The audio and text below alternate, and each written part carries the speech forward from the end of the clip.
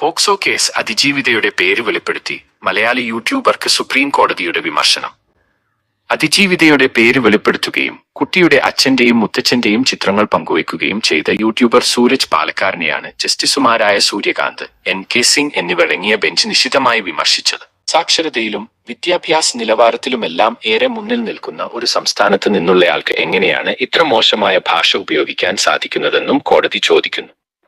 POCSO നിയമത്തിലെ section 23(2) അനുസരിച്ച് ഇരയാക്കപ്പെട്ട കുട്ടിയുടെ പേര്, ചിത്രം, കുടുംബവിവരങ്ങൾ എന്നിവ പുറത്തുവിടുന്നത് നിയമവിരുദ്ധവും ശിക്ഷാർഹവുമാണ്. സെക്ഷൻ 23(2) കുട്ടിയുടെ പേര്, വിലാസം, ഫോട്ടോ, കുടുംബവിവരങ്ങൾ, സ്കൂൾ, സ്ഥലം എന്നിവ സംബന്ധിച്ച വിശദാംശങ്ങൾ തുടങ്ങി കുട്ടിയെ തിരിച്ചറിയാൻ സാധ്യതയുള്ള യാതൊരു കാര്യങ്ങളും വെളിപ്പെടുത്താൻ പാടുള്ളതല്ല. വിവരങ്ങൾ പരസ്യമാക്കുന്നത് ഇരയാക്കപ്പെട്ട കുട്ടിക്ക് ഗുണകരമാവുമെന്ന് കണ്ടാൽ വിചാരണ ചെയ്യാൻ അധികാരമുള്ള കോടതിക്ക് അതിന് അനുവാദം നൽകാവുന്നതാണെന്നും സെക്ഷനിൽ പറയുന്നു. പോക്സോ ഇരകളുടെ സ്വകാര്യത സംരക്ഷിക്കേണ്ടത് നിയമാനുസൃത ഉത്തരവാദിത്വമാണെന്ന് ചൂണ്ടിക്കാട്ടിയ സുപ്രീം കോടതി അവരുടെ സുരക്ഷയും മാനസികാരോഗ്യവും സംരക്ഷിക്കുന്നതിൽ എല്ലാവരും ജാഗ്രത പുലർത്തണമെന്നും